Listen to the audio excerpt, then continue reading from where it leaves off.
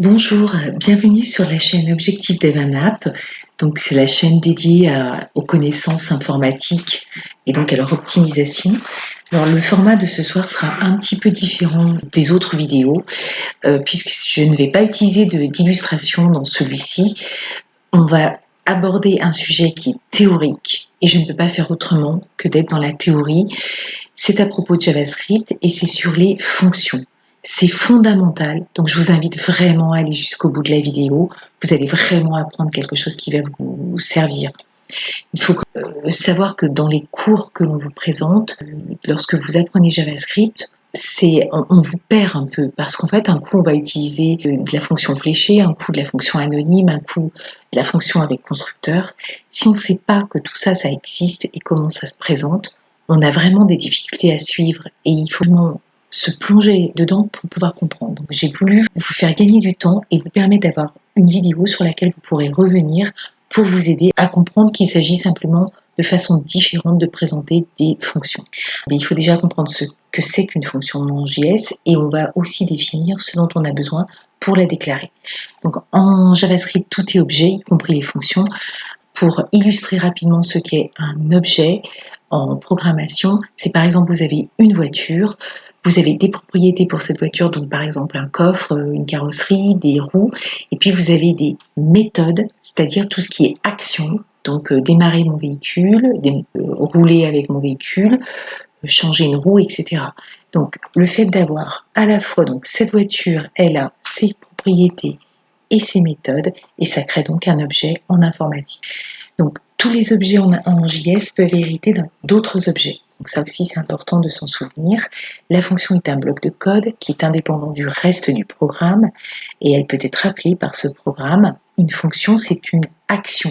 C'est représenté par un verbe et par exemple dans le jeu Memory, on va créer le jeu de cartes, sélectionner des cartes, gérer nos cartes. Une fonction JavaScript peut aussi contenir des méthodes et des variables. Donc je vous ai dit également que l'on aurait besoin d'éléments. On a besoin d'éléments structurels pour créer une fonction. Alors, ces éléments sont nécessaires, mais vous allez voir qu'en fonction du type de déclaration, ils peuvent disparaître ou pas. D'accord ? Ce sera peut-être un jeu de pistes. Donc la première chose, c'est le mot-clé de fonction, suivi d'un nom, suivi d'une double parenthèse, puis on a des accolades dans lesquelles on va mettre un code à exécuter et un return qui va nous permettre d'obtenir un résultat attendu.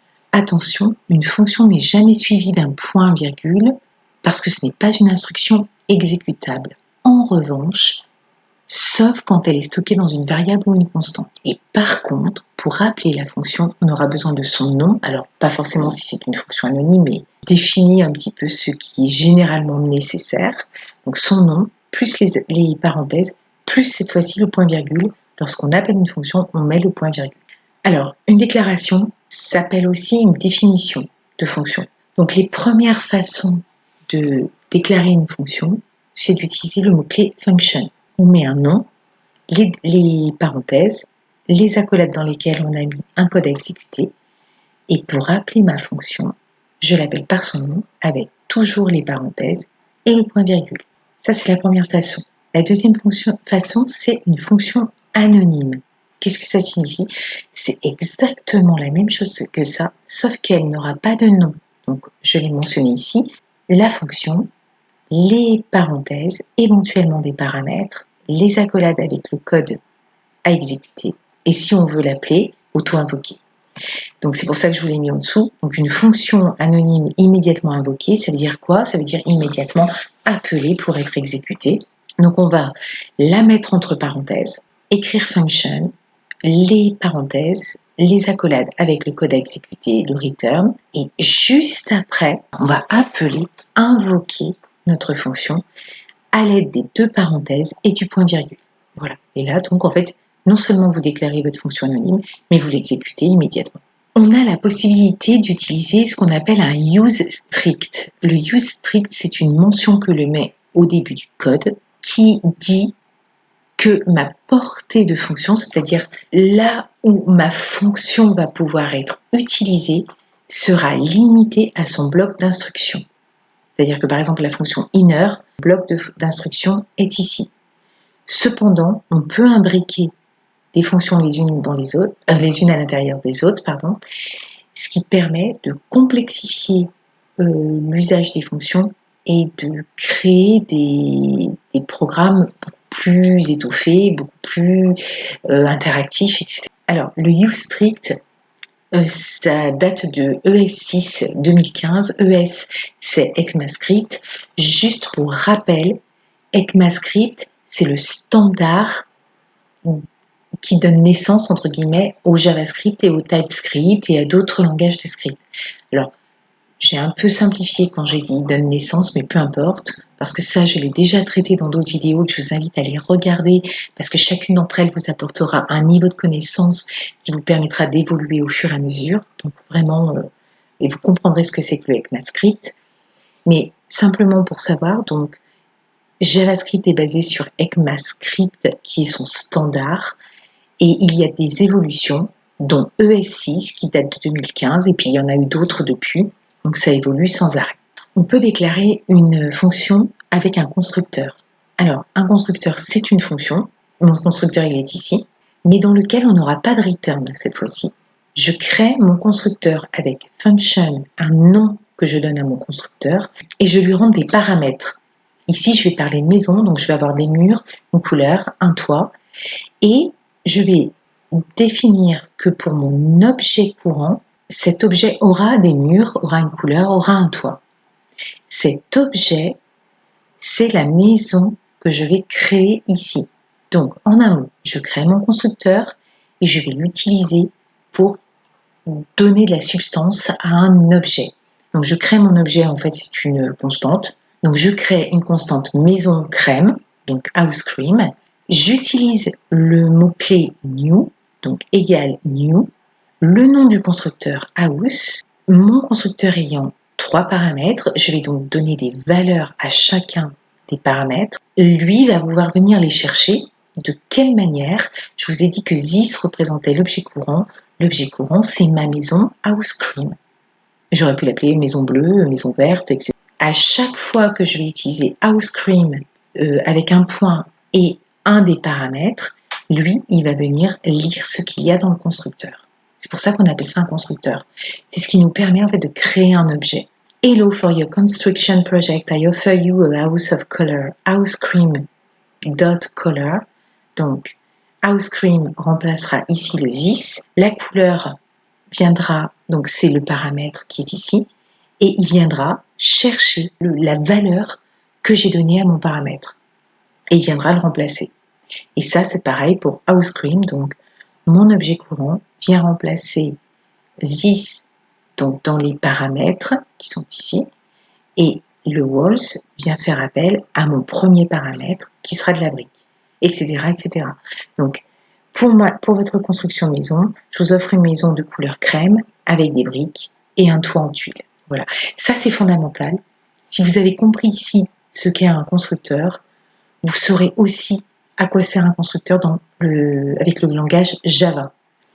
Et toujours dans la même structure, plus ou moins, c'est comme si on avait ici un constructeur. C'est pas tout à fait la même chose. Ici, on va venir utiliser une constante. Donc, dans ma constante build-house, j'utilise directement. En fait, c'est comme si on utilisait un constructeur finalement à l'intérieur même de la constante. Donc, const build-house, function build my house, j'utilise donc mes paramètres builder bank. Et par contre, j'utilise un return alors qu'il n'y en avait pas tout à l'heure. Je remets quand même. Vous avez vu ici, il n'y a pas de return. En revanche, alors même qu'on est quasiment dans la même façon de construire, lorsque ma fonction se trouve dans une constante, et bien cette fois-ci j'ai un return. Donc je répète, const, donc c'est ma constante build-house, je lui rentre une fonction, et dans mon return, je vais pouvoir créer mon code à exécuter. Donc c'est un peu ce qu'on a vu tout à l'heure. Ici, il va venir utiliser les paramètres. Donc là, j'utilise vraiment les paramètres dans mon code. Et c'est seulement après que je vais appeler ma constante et je vais lui donner les valeurs qu'il va venir remplacer dans le texte. Et donc, pour construire ma nouvelle maison, j'ai besoin d'un constructeur rhodanien et d'un financement de ma banque, la banque. On peut avoir, c'est exactement la même chose, mais c'est un peu plus détaillé. Donc, on dit bien qu'on donne un nom à la variable, mais j'aurais pu rajouter constante, hein, ça aurait été plus juste. Donc je crée une constante à laquelle je donne un nom. Je vais utiliser le mot-clé function sur les parenthèses, éventuellement des paramètres. Et derrière, j'ai des accolades avec un return. Et là, par contre, pour la bonne pratique, c'est obligatoire. Contrairement au constructeur qu'on avait tout à l'heure, on n'avait pas de return. Ici, on aura bien un return et des accolades. Pourquoi on a un point-virgule? Parce qu'on est dans la fameuse expression ou constante. Et donc, ici, ça devient une instruction immédiatement exécutée. Si le sujet vous intéresse, et j'espère que c'est le cas, allez, soutenez ma chaîne en ajoutant un pouce et abonnez-vous s'il vous plaît. J'ai besoin de savoir que tous ces sujets vous intéressent, qu'ils vous apportent du contenu utile. Autre possibilité pour définir une fonction, la fonction peut être une propriété. Je rappelle que les propriétés des objets, c'est des paires clés-valeurs. Je vais avoir une clé et une valeur. Donc, une fonction peut être une propriété d'objet. Je rappelle mon tout premier exemple que je vous ai donné. J'avais une voiture, mes propriétés c'était un coffre, une carrosserie, des roues. Eh bien, je vais pouvoir aussi ajouter une fonction, par exemple, changer la roue pourrait être ici. Et là, j'ai choisi, quasiment dans le même ordre d'exemple, je crée une constante automobile, je lui donne un modèle, donc clé, c'est le modèle, la valeur, c'est la berline, et je vais créer une fonction dans le même esprit, c'est-à-dire ma clé, c'est afficher modèle, et ma valeur, c'est la fonction. Function, console log, thisModel, c'est-à-dire je vais aller chercher le modèle ici et le ramener à mon objet courant.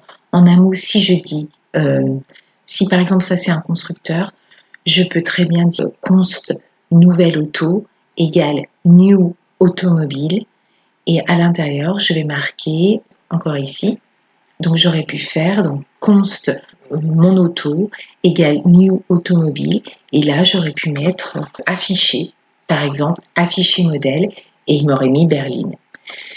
Et enfin nous avons la fonction fléchée.